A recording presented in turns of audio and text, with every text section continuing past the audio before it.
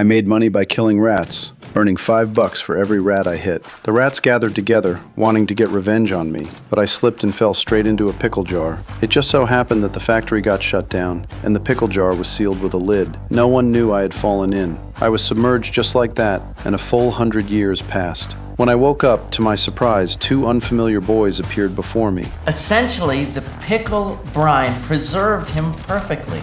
It's been 100 years, but he hasn't aged a day. The scientists explained that I survived for 100 years because of the brine I was soaked in. Although I lived for 100 years, I wasn't happy at all because my wife had been dead for 80 years. I got so mad that I punched the scientist right in the face. The next day, the scientist gave me some good news. I had a great-grandson named Glenn. This grandson was the same age as me and even looked just like me. I hugged Glenn excitedly, but when I walked out the door, outside was bustling with traffic and towering skyscrapers. I even got into a fight with a taxi. Modern society was something I couldn't adjust to right away. Glenn took me back to his place and explained the technology of this era to me. Glenn then showed me the family photo album. Looking at my wife and children, I was overwhelmed with emotions. I decided to visit the cemetery, but when I got there, I found that it had turned into a garbage dump. Sludge from a billboard had even dripped onto my wife's tombstone. I felt terrible inside. Just then, some workers showed up to change the billboard. I told the workers to tear down the billboard.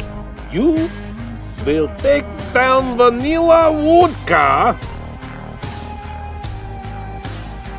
or I will do violence. I got into a fight with the workers and even accidentally hit Glenn. Glenn and I both got arrested and taken to the police station. Glenn spent all his savings to bail us out. Back home, I still wanted to tear down that billboard.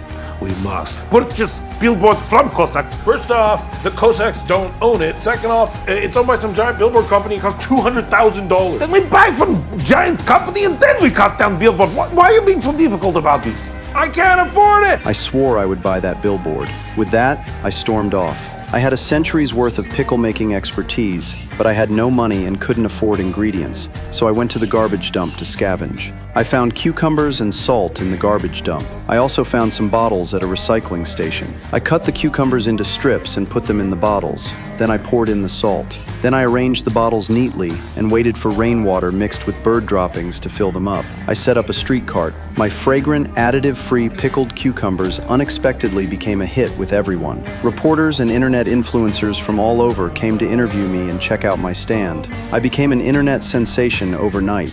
Ben Greenbaum, you see me now on your television box.